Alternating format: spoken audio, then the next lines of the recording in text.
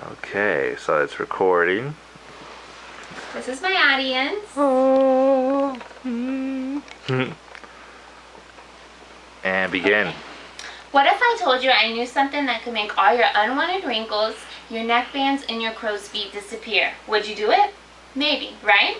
Okay, what if would you inject a neurotoxic protein produced by a bacterium that is often linked to food poisoning into your face? Probably not, right?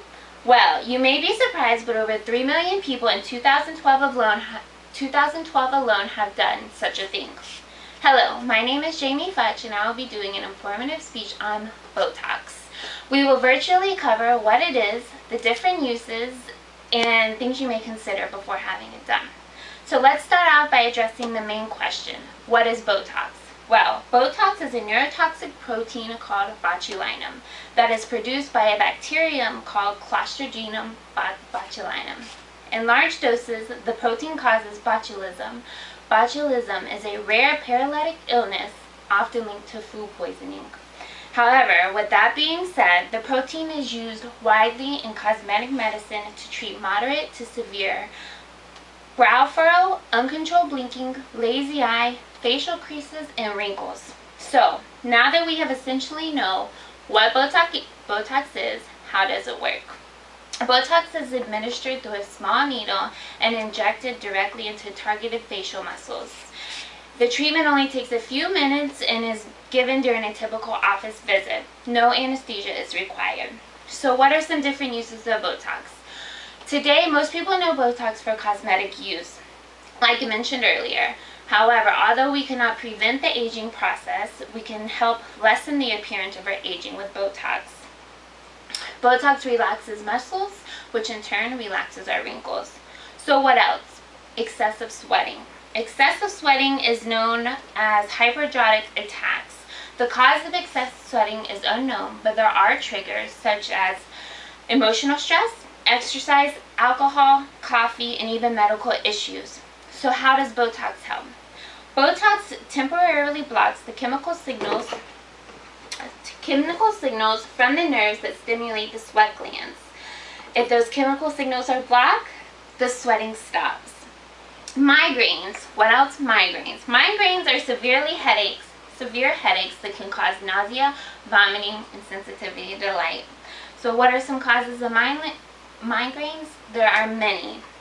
Menstrual cycles, food or drinks we may eat, medications we may take, and sleep deficiencies. So how does Botox help? We ask again.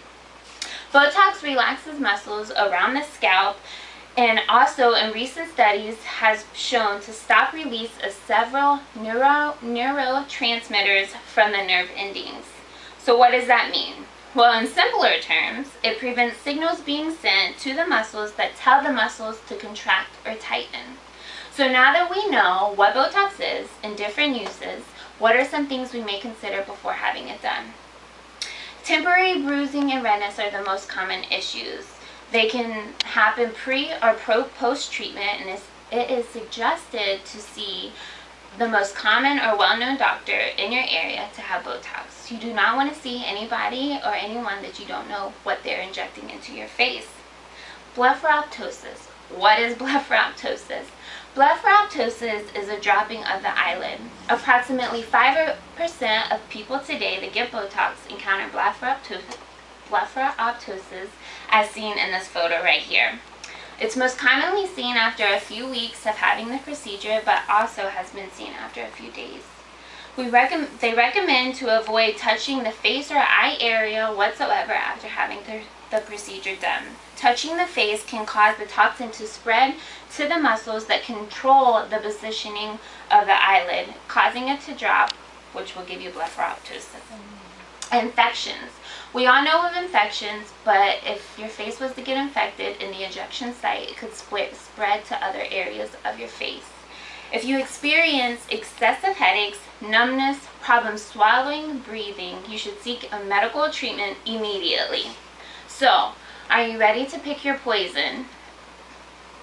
Do the pros outweigh the cons? So now that we have discussed what Botox is, different uses, and things you may consider before having it done, would you change your answer from the beginning? Maybe, maybe not. Here are some quick statistics for Botox. It was just FDA approved in 2012. On average, the annual revenue is $1.3 billion, and the average age for Botox is 40 to 59. Thank you. I'm not doing that.